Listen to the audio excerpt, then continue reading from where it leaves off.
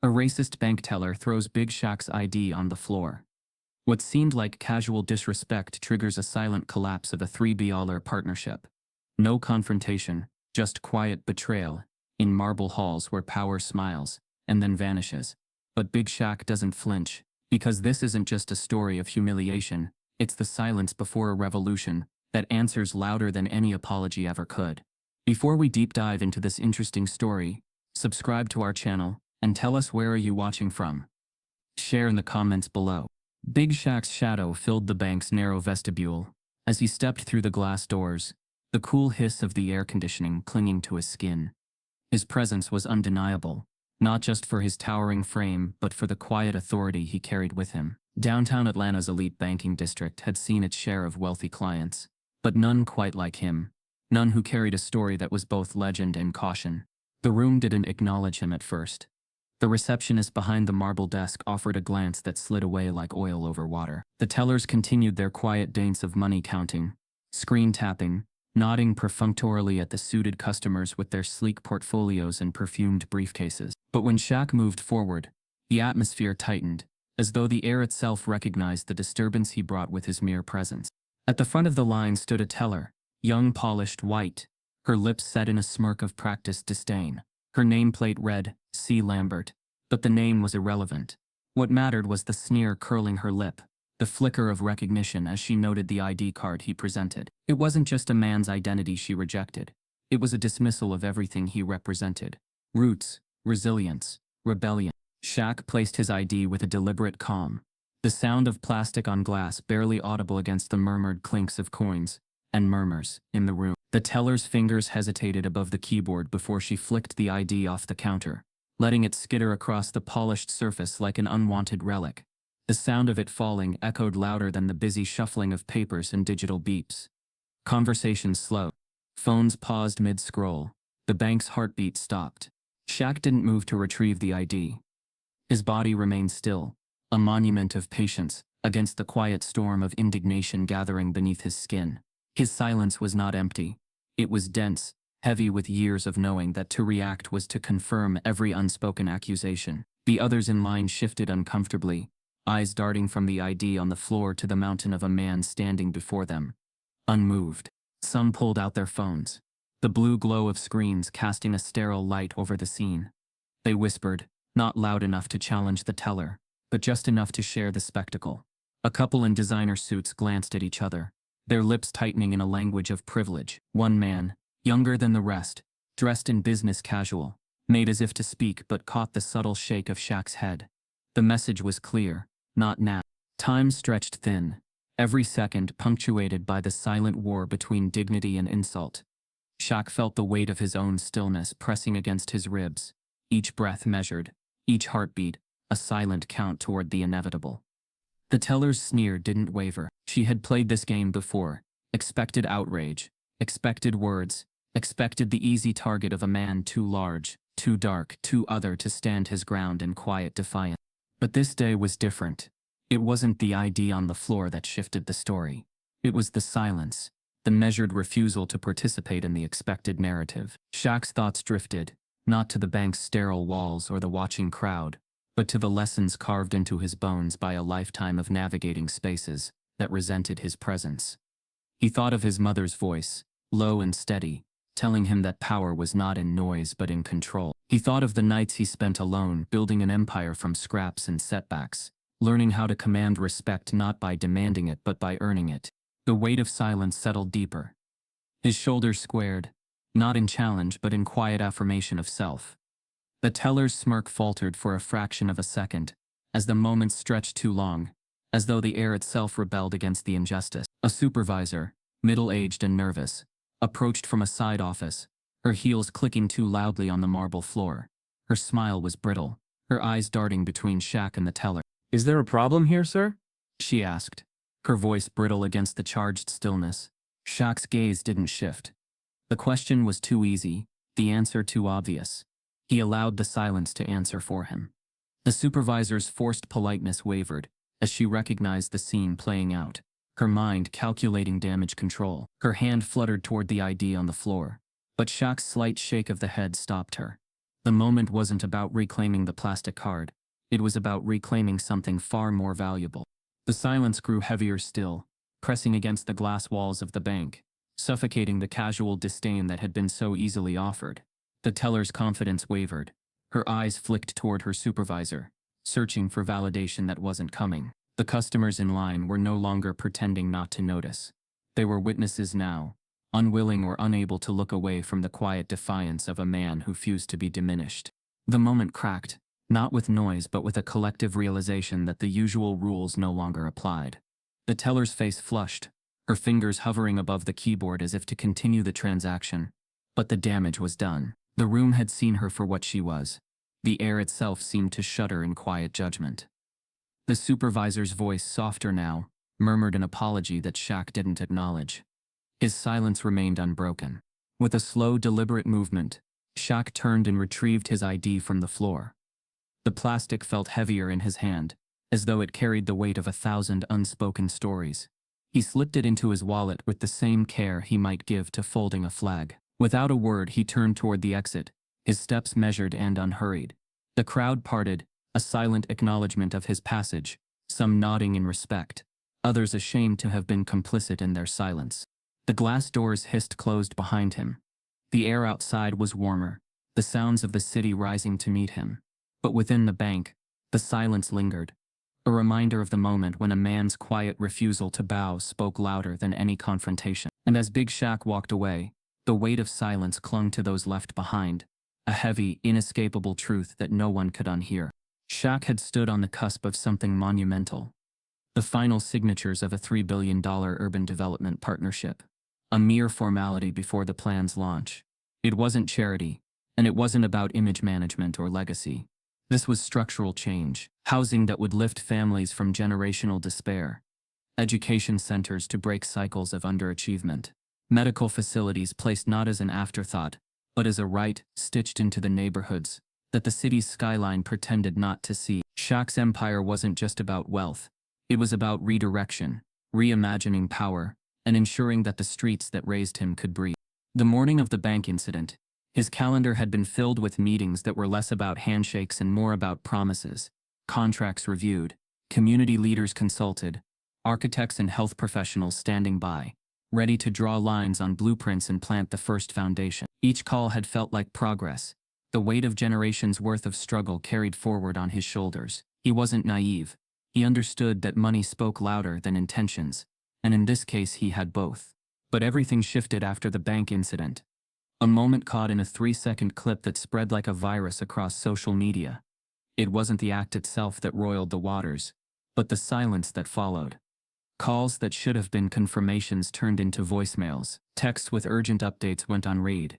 The hedge fund partners who had praised his vision for months simply disappeared, their absence louder than any rejection letter. The silence became its own message. At first Shaq tried to rationalize it. Maybe it was a glitch in communication, a delay due to some unforeseen crisis. But the pattern was too precise, too immediate. The emails stopped. His team's inquiries were met with vague deflections or outright non-responses. The partners, once eager to align with his vision, now found convenient reasons to be unavailable, their collective silence sharpening into an unspoken verdict. Alone in his penthouse office, overlooking a city that now seemed more fortress than home, Shaq wrestled with the weight of that silence. The question gnawed at him relentlessly. Am I the cause, or just the excuse they needed? His mind played back every decision he had made leading up to the bank encounter. He thought of the bank teller's calculated indifference, the viral clip's cold precision, and how easily it had become a narrative no one was willing to challenge. It was as if the silence wasn't merely a consequence but a design. That thought burrowed deep, festering into suspicion. Somewhere within the machinery of his grand plan, someone had seen an opportunity. Maybe it wasn't the clip itself but the pretext it provided. Maybe someone close had orchestrated the entire thing, nudging circumstances to fracture the deal, just as it was solidifying. He replayed every meeting, every quiet aside, every hint of resistance that had been brushed aside in the rush of momentum. He recalled one board member's unusually sharp questions about risk exposure, another's insistence on control clauses that seemed excessive at the time. They had been subtle, their concerns masked as due diligence. But now, In the silent void left by the vanished partners, their words echoed louder. The internal war twisted within him. He wasn't a man easily shaken, but the weight of betrayal, if betrayal it was, pressed against his chest with suffocating force. Was it possible that someone from his inner circle had seen his rise, not as inspiration, but as a threat? Had they calculated that one public misstep, one moment of silence in the wrong setting, could be weaponized into full-scale abandonment? His instincts told him yes. The hedge fund's silence was too uniform, too coordinated. This wasn't a simple case of optics management. It was a surgical strike. The leak of the clip, its rapid spread, the sudden evaporation of support, all pointed to an inside job. Someone had pulled strings to ensure that the deal collapsed, using the incident as a pretext to distance themselves while masking their true motives. But who? His mind turned over names, replaying every encounter with cold precision. There were the usual suspects. Of course, competitors who had always eyed his ambition with thinly veiled hostility, city officials who had smiled for the cameras but privately resented his encroachment on their controlled territory. But it had to be someone with access, someone who knew the timing, who understood just how fragile momentum could be when it hinged on public perception and trust. Shaq's reflection in the window looked back at him with unfamiliar weariness. The silence he had endured in the bank had been an external force pressing down on him. But this silence, the one that enveloped his dreams of systemic change, was far more insidious. It was a silence orchestrated from within, designed not just to stop him, but to erase the possibility of his plan ever coming to fruition. The realization didn't break him, it hardened him. If silence was a weapon, then he would become its counterweight. He couldn't let this betrayal define the narrative, couldn't let the absence of their voices be mistaken for truth. The plan wasn't dead, it was momentarily stalled, and whoever had pulled the strings was counting on his retreat. But retreat wasn't in his nature. He would rebuild, not just the partnership but the trust and the foundation it required. He would expose the betrayal not through confrontation but through persistence, by refusing to vanish into the silence they had constructed around him. The neighborhoods that needed change didn't care about viral clips or boardroom betrayals. They cared about results, about promises kept. And Shaq wasn't a man to walk away from promises, not when the stakes were this high. As the city's lights shimmered below him, a cold resolve settled into his bones. The silence might have been used as a weapon, but he knew something they didn't. Silence, when wielded with intention, could also become a shield, and behind that shield, plans could be rebuilt, alliances reformed, and betrayals uncovered. The $3 billion wasn't just a number. It was a symbol, a declaration of intent. And while the world might have fallen silent, Shaq's determination had found its voice in the stillness, in the quiet war that had just begun. It wasn't just the sun or the heat. It was the knowledge that in here in this modest house, filled with memories of resilience and quiet strength, there would be no pretense, no curated narratives, only Lucille. Inside, the living room was unchanged. The floral couch where he'd once sprawled out as a boy, the worn carpet with its stubborn stains, the low hum of an old box fan that rattled like it was tired but refused to quit. Lucille O'Neill sat in her favorite chair, her hands folded neatly in her lap, waiting. Her eyes locked onto his the moment he entered, sharp and unwavering. She didn't smile, didn't open her arms, didn't offer the automatic comfort of a mother seeing her son return. There was something heavier in the air than reunion. He crossed the room and knelt at her side, lowering his massive frame so that their eyes were level. She reached out, brushing her fingers lightly across his cheek, her touch soft but her gaze like steel. Without a word, she reached for the remote and turned on the old television, scrolling through the channels until she found it. The clip, that moment, frozen forever in digital memory, playing out with mechanical precision. The bank, the teller, the silence, the weight of it all in just a few frames. Lucille watched it once. Her jaw tightened. She watched it again, and this time her lips pressed into a thin, almost imperceptible line. Then she turned off the television, letting the silence in the room settle like dust after a storm. She didn't ask him what happened. She didn't need to. Instead, she began to speak, her voice quiet, steady, carrying the weight of years. "You know, my first job was at a diner," she said, her hands moving, as if tracing the air. "They wouldn't let me drink from the same glassware as the customers. Said it wasn't sanitary." Her eyes met his, and for the first time, he saw not just his mother but a woman who had endured 1,000 silent dismissals, each one carving its mark into her soul. "I was 16, couldn't do nothing but smile and keep working," 'cause that's what it took to get by. Shaq felt the words settle deep into his chest, heavier than any criticism he'd faced, heavier than the silence from his partners or the public's whispered judgments. His mother's story wasn't new. Her endurance wasn't new. But his understanding of the weight she carried, and the way she carried it, was. This isn't new, Lucille said quietly, her voice steady but her eyes burning. But maybe you're new to the weight of being silent. The truth of it cut deeper than he expected. His whole life had been built on breaking barriers, on speaking through actions, on rising above the noise. But in that bank, in that viral moment, he had fallen into the silence, allowed it to press him down, to make him question his own worth. He had become the silent one, complicit in his own erasure. And now, here in this quiet room, his mother's words laid that truth bare. For a moment, he couldn't speak. His throat tightened, the unspoken weight of years, of expectations, of disappointments and silent nods, pressing down on him until he felt small, smaller than he'd ever felt, smaller than when he was a kid, and the world felt too big and too unfair. Lucille reached for his hand, her fingers warm and grounding. "You've always been strong," she said softly. "But strength isn't just about standing tall. Sometimes it's about knowing when to bend, when to feel. You think silence is strength because you've learned it keeps you safe, but silence can be a cage." Her words wrapped around him, not as condemnation but as an invitation. To feel, to acknowledge the cracks in his armor, to let the weight of the world's injustice hit him. Not to shatter him, but to remind him of the fight still ahead. Shaq lowered his head, his forehead resting against her knee. For the first time in what felt like years, he let his shoulders slump, let the silent tears trace down his cheeks, unseen but undeniable. He felt the enormity of it, the betrayal, the loss, the gnawing suspicion that someone had orchestrated his fall. And through it all, his mother's quiet strength anchored him, reminded him that survival wasn't about pretending nothing hurt. It was about acknowledging the hurt and choosing to stand again. In the stillness of that small Orlando living room, he found a moment of clarity. Not the loud kind, not the epiphany that comes with dramatic declarations, but the quiet understanding that he didn't have to bear the weight alone, that he didn't have to let silence define him. That resilience wasn't about being unbreakable.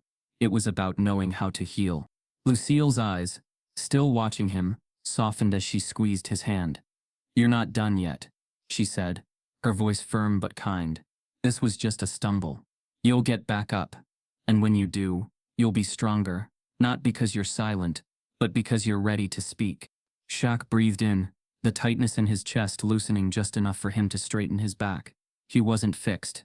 Not yet. But he was seen. He was understood. And in Lucille's eyes he found the fire he thought he'd lost. Shaq's return to his penthouse was quiet, not the usual flurry of calls and messages. His phone sat silent on the counter, the hum of the city below barely penetrating the thick glass walls. But his mind was far from silent. There was a weight behind every thought now, a shifting unease that crept through the corners of his memory. The boardroom meetings, the handshakes, the perfectly curated smiles, each one replayed in his head, like scenes from a play where he had always been cast as the idealist, the heart. And it wasn't until now that he realized how carefully the players around him had moved their pieces. He sat in the dim light of his office, scrolling through old emails, rereading the lines he'd once brushed off as formalities. The silence in the digital correspondence was louder now, filled with meaning he'd missed the first time. The carefully worded delays, the feigned enthusiasm with vague commitments, the way certain questions had gone unanswered or redirected. It was all there, hidden in plain sight, a trail of doubt and hesitation masked as professional decorum. A memory surfaced, sharp and unbidden. One of the partners, a man whose name Shaq now found hard to even think, had leaned across the boardroom table during an early negotiation. His voice had been smooth, his tone almost paternal. "You're the heart of this plan, Shaq, but hearts don't sign the checks."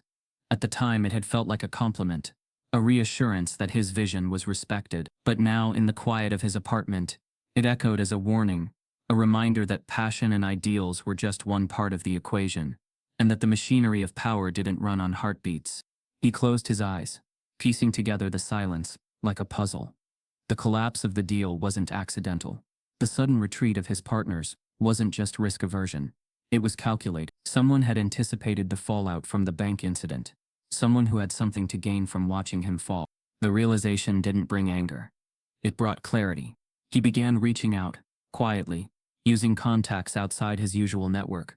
Old friends, trusted voices, people who had always operated in the peripheries, where official channels feared to tread. The answers came back slowly, fragments of whispers stitched together with caution. There had been conversations, private meetings he hadn't been invited to, discussions about his liability and public perception. The moment the clip leaked, the hesitation turned into strategy.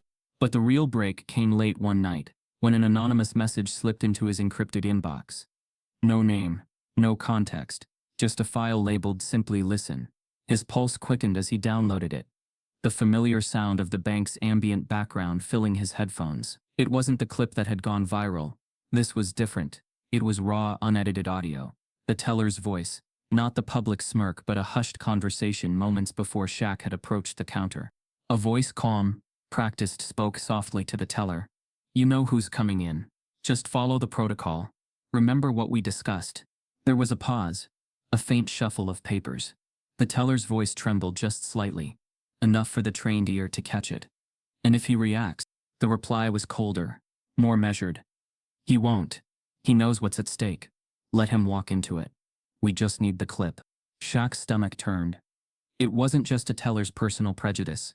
It had been orchestrated. Someone had tipped her off, set the scene, ensured that the moment would unfold exactly as it had. And the casual certainty in that voice, it spoke of someone who knew him, who understood how he would react, who counted on his silence as much as his presence.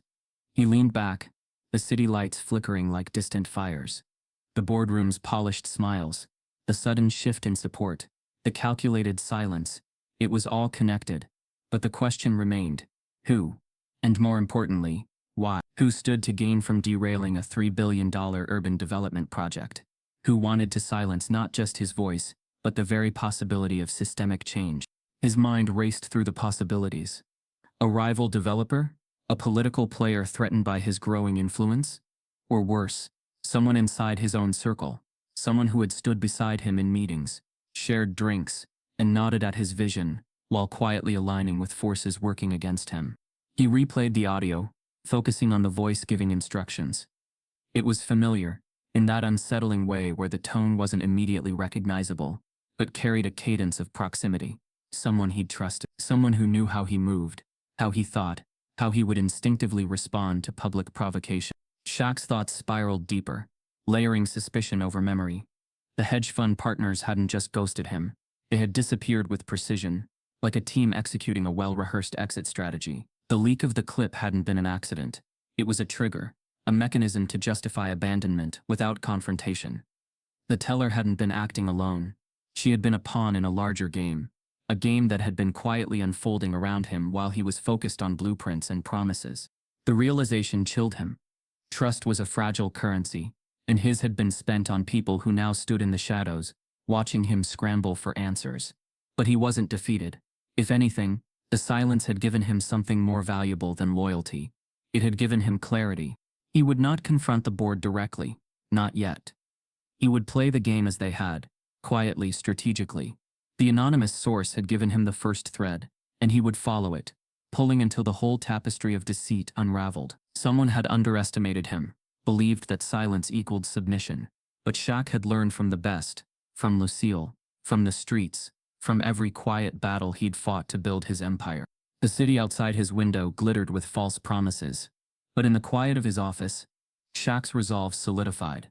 He was no longer playing by their rules. The ghost in the boardroom had made its move, but he was about to show them that ghosts could be chased, cornered, and brought into the light. The world of high finance was a landscape paved in marble, and guarded by men in tailored suits, whose smiles never quite reached their eyes.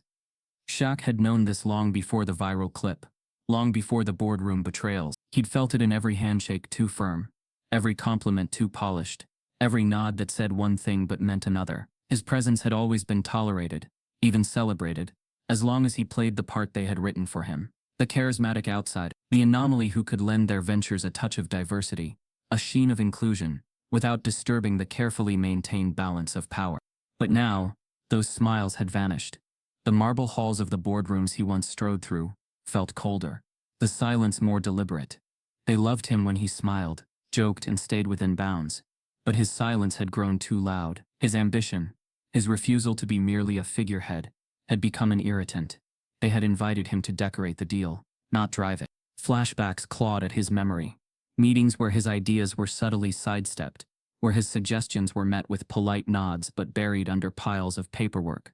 Conversations where backhanded praise painted him as impressive for someone like him. Small slights, a missed email, a forgotten invitation, a presentation rescheduled, without notice. They weren't overt acts of exclusion, but a quiet, constant erosion of his authority, and he had allowed it, convinced that the greater good was worth the compromises. He remembered one partner in particular, a man whose name now surfaced in his thoughts like oil rising through water. Always friendly, always ready with a joke that skirted the edge of insult, but never quite crossed the line. "You're a star, Shaq," he'd said once, grinning over expensive scotch. "Just keep shining, and let us handle the details." At the time, Shaq had laughed it off, not seeing the condescension lurking beneath the compliment. Now, he heard the words for what they were, a boundary, a reminder of the role they expected him to play. The elite spaces they occupied weren't built for people like him. The marble halls weren't just architecture, they were barriers, polished to reflect the faces of those who had always held the keys. And while Shaq's name had opened doors, his presence had been conditional, his influence carefully curated to serve their interests. He had been the heart of the plan, but they controlled its pulse. As his investigation deepened, the whispers grew louder. Names surfaced, board members who had expressed quiet discomfort with the scope of the project, advisors who had cautioned against overcommitting resources to initiatives in communities they deemed too unstable. There were hints of private meetings, strategy sessions where his absence was not an oversight but a necessity. The same people who had praised his vision now positioned themselves as cautious stewards of the company's interests, justifying their silence as prudent. A pattern emerged, subtle but unmistakable. Those who had seemed most supportive were often the first to retreat. Their praise had always been double-edged, their alliances fragile. One memo he uncovered, buried in a trove of internal documents, described him as instrumental for optics, but lacking the strategic depth required for long-term leadership. It wasn't a direct attack, but it revealed the quiet calculus behind their decision. He was valuable as a symbol, but dangerous as a force. The suspense thickened as Shaq connected the threads. An old contact from his early days in real estate whispered about off-the-record conversations, about a cabal of decision-makers quietly maneuvering to push him out. Their motive wasn't personal, it was structural. His silence, his public vulnerability after the bank incident, had given them the perfect opportunity to sideline him without confrontation. They could cite risk, reputation, stability, all while ensuring the project continued without his voice shaping its future. But Shaq wasn't blind. He saw the game for what it was. They had built walls of marble not to protect wealth, but to contain power, to keep men like him in decorative roles, safe and distant from true influence. Now, as he stood on the threshold of these silent halls, the realization settled deep into his bones. They had underestimated his capacity to read between the lines, to see the undercurrents beneath the polished surfaces. The names that surfaced weren't surprising. They were the same faces he'd sat across from in meetings, the same hands he'd shaken in carefully staged photo ops. But the hidden agendas now felt exposed, their quiet machinations unraveling under his scrutiny. He didn't need confrontation, he needed clarity, and he was getting it, piece by piece, from whispers and overlooked clues they thought he was too distracted to notice. The question that now haunted him wasn't whether they had betrayed him, it was why. Why risk derailing a $3 billion project poised to deliver real change? Why orchestrate a public humiliation when silence would have sufficed? What were they protecting so fiercely that his removal became necessary? The answers, he knew, weren't in the marble halls themselves but in the spaces between, in the conversations held behind closed doors, in the subtle shifts of power that shaped outcomes long before votes were cast or papers signed. His silence had been loud because it was unfamiliar, because it challenged the comfortable narrative they had built around him. But now, he understood the rules of the game, and he was ready to rewrite them. The statement from the bank arrived as expected, clinical, impersonal, and designed to fade into the background noise of the news cycle. No names were mentioned, no specifics offered, just a vague acknowledgement of an incident, and the curt announcement that the teller in question was no longer with the bank. The statement's cold precision was almost impressive in its emptiness, as if it had been crafted not to inform but to obscure. There were no apologies, no recognition of wrongdoing, no effort to address the deeper truth that pulsed beneath the surface. Shaq read it once, and then set it aside. He hadn't expected contrition. He hadn't wanted an apology. Apologies were easy, they were performative and fleeting, tools used to silence criticism, without changing the machinery that created the offense. What Shaq wanted was exposure. He wanted the silence itself to be broken, not patched over with polite words. So he shifted gears. Instead of chasing empty reconciliations, or forcing public statements that would be quickly forgotten, he turned to something he understood better than most: storytelling. In quiet collaboration with a close-knit team of creators, he produced a short documentary, filmed not in sleek studios but in the neighborhoods that had shaped his life and his vision. It wasn't a film about outrage or confrontation. It was about pattern, how silence was used as a weapon, how exclusion was baked into systems, how moments like the one in the bank were not singular events but echoes of something older, deeper. The film was raw, narrated by Shaq himself. His voice, usually larger than life, carried a quiet resonance as he guided viewers through a landscape of microaggressions, institutional barriers, and silent erasures. There were no dramatic confrontations, no villains to boo, just a steady, relentless unfolding of truth that was impossible to dismiss. He didn't name the teller. He didn't have to. The story was bigger than her. When the film was released, it spread like wildfire, not because it was sensational, but because it was familiar. Viewers leaned in, not out of pity, but recognition. The quiet injustices mirrored in their own lives, the patterns too consistent to ignore, the slow realization that silence wasn't just absence but complicity. Conversations sparked in boardrooms, classrooms, on social media threads that usually skimmed past such topics. And yet, while public perception shifted, the partnerships remained broken. The hedge fund executives and financial backers who had distanced themselves after the incident showed no signs of returning. Their silence continued, calculated and deliberate. The cost of Shaq's stand was tangible. Projects stalled, resources evaporated, timelines pushed into indefinite delays. But he accepted that. Exposure had its price, and he was willing to pay it. Then, something unexpected happened. The teller's name leaked. It wasn't from Shaq or his team. The information surfaced online through an anonymous tip. Almost overnight, the focus of the story shifted. The teller, once a faceless participant in a larger pattern, became the center of a maelstrom. Hate mail flooded her known accounts. Threats spilled into her digital spaces, and the conversation twisted into something ugly. Shaq was furious. Not at the teller, not even at the system that had enabled her, but at how quickly the narrative had been hijacked. His film hadn't been about blame. It had been about unveiling the structure that made blame unnecessary. Now the public's fixation on a single scapegoat threatened to derail everything he had tried to illuminate. He issued a rare public statement, not through official channels but in a quiet video recorded in his home.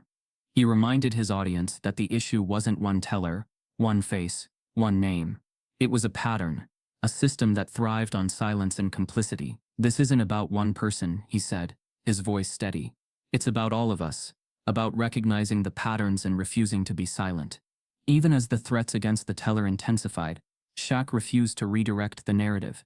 He understood the risk of letting the story devolve into personal vendettas.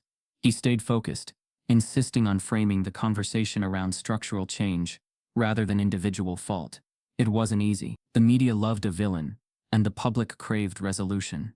But Shaq's refusal to play into those dynamics slowly re-centered the conversation. In the quiet aftermath, as the hate mail subsided and the conversations deepened, something began to shift, not dramatically, but perceptibly.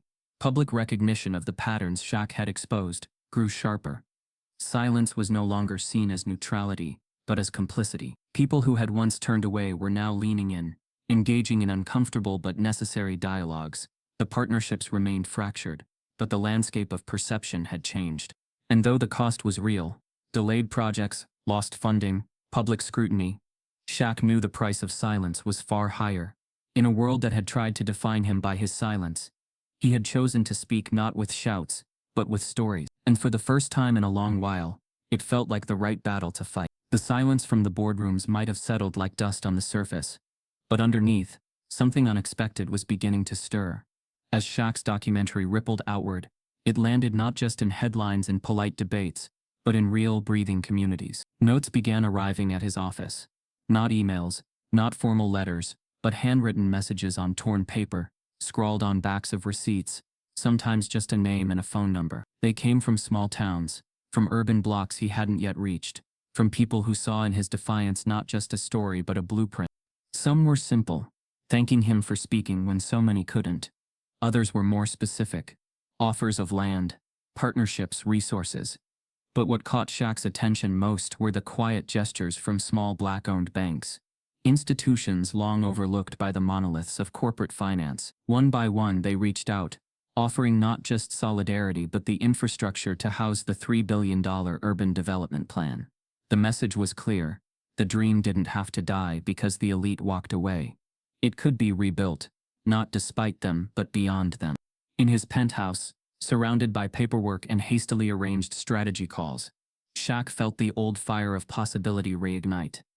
He saw the outlines of a plan forming, one grounded not in the approval of the marble halls, but in the strength of the communities he intended to serve.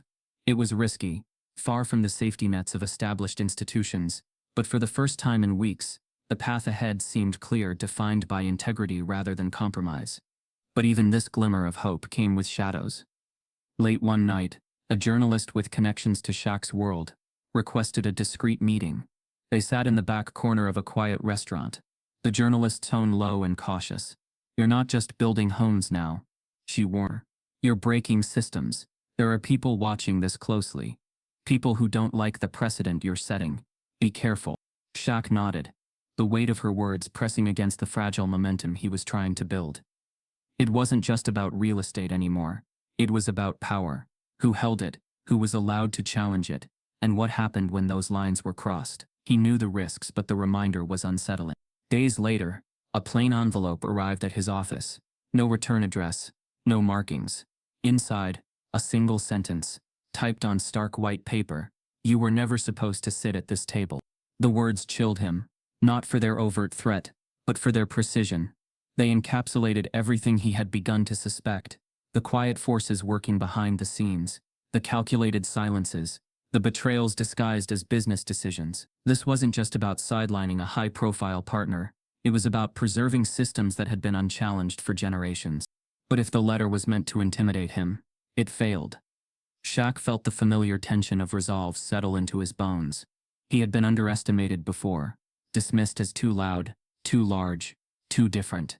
But this time, he wasn't standing alone. The grassroots support was growing, fueled not by pity, but by shared recognition of the struggle. The communities offering help weren't doing it out of charity. They were aligning with a vision that promised inclusion, empowerment, and equity. His plan, once mapped out in sleek boardrooms with polished presentations, was transforming into something messier but more authentic.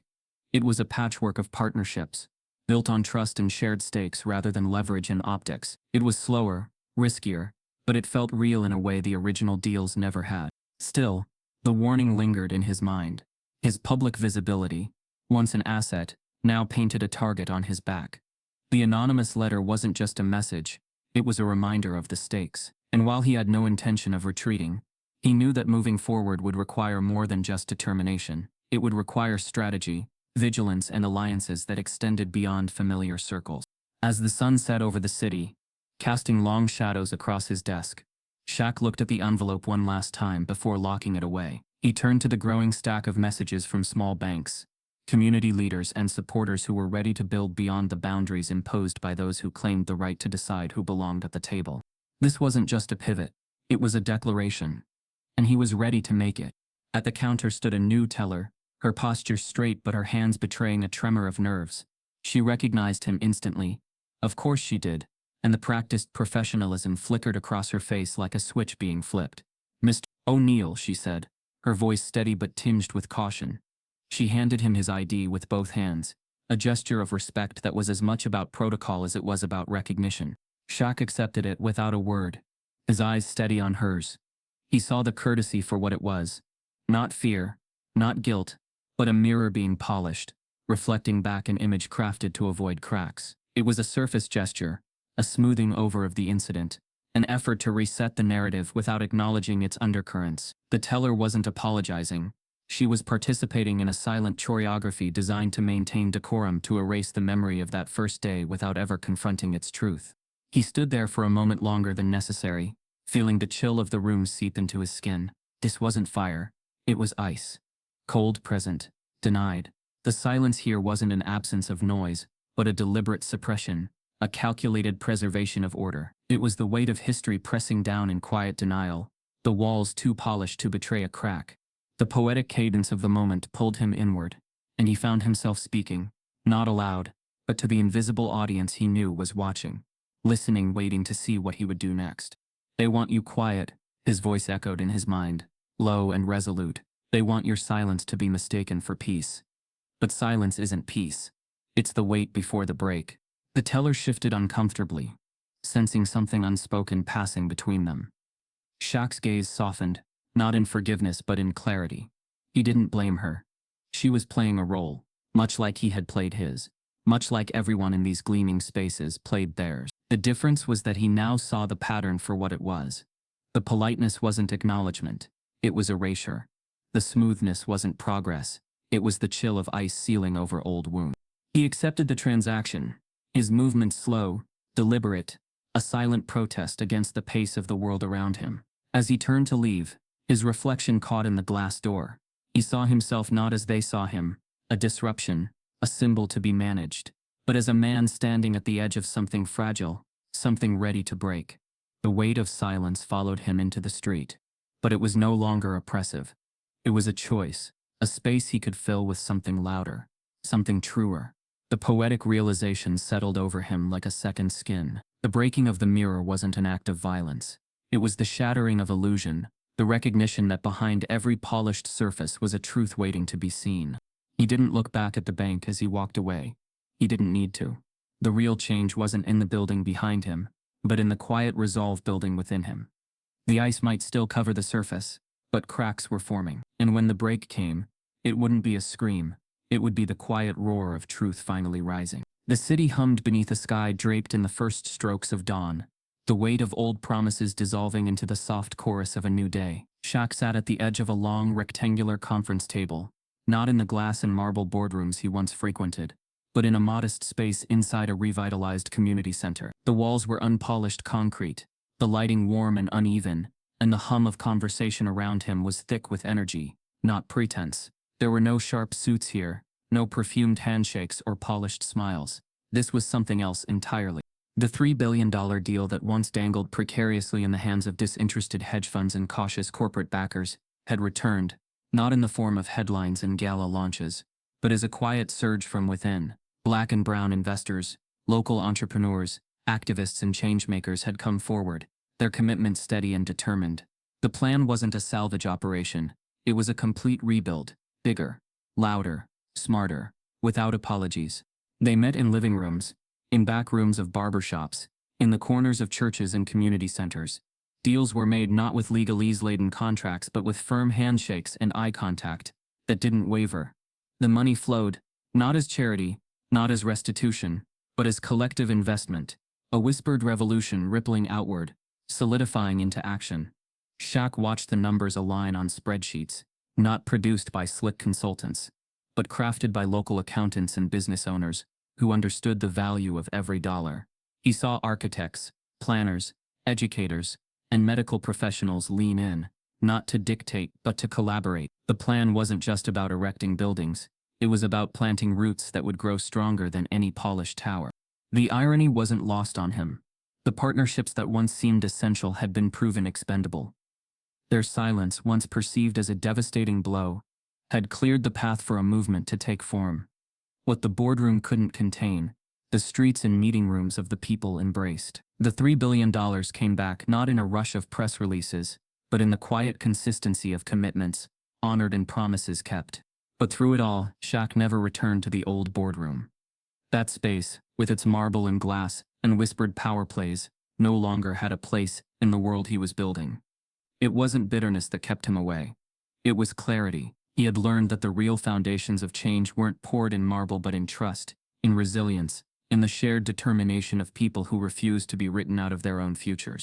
As he stood before a room filled with these new partners, faces alight with purpose, voices raised in spirited debate, Shaq felt something shift in his chest. Not closure, but opening. Not triumph, but transformation. This was no longer about reclaiming what had been lost. It was about building something that had never been allowed to exist before. The whispers of the old world faded, replaced by a new cadence of voices that refused to be silenced. It wasn't a shout, but a steady rising hum, growing louder with each new hand extended, each new idea shared, each new foundation laid. The movement wasn't fragile, it was resilient, adaptive, and fueled by a collective refusal to accept the silence imposed on them. And when the teller's name leaked, when the old world tried to pull the narrative back into blame and distraction, Shaq stayed quiet, not out of fear but out of choice. His silence wasn't complicity, it was a declaration. The story was no longer theirs to tell. He stood at the back of the room, watching as the plans unfolded. Blueprints for housing, for clinics, for schools and green spaces. The same vision he had carried into the old boardroom, now reborn with stronger hands and clearer voices. He wasn't the only one carrying the weight anymore. The movement had outgrown him, as all real movements must. The final narration echoed through his mind, quiet and resolute. They ended a partnership in silence. We built a movement in noise. And when the teller dropped my ID, he didn't just drop a name, he dropped history. I picked it back up. The room buzzed with the energy of creation, of reclamation, and outside as the sun lifted higher, the city stirred, not in polished silence, but in the rising sound of something that could not be ignored. This story isn't just his, it's yours too. It's a mirror reflecting the systems we walk through daily, a challenge to question the polished silence we accept. Share the truth, amplify the movement, and join those rewriting the rules. Let's not just listen, let's disrupt, innovate, and build louder, smarter, and stronger. This isn't about following, it's about taking the lead.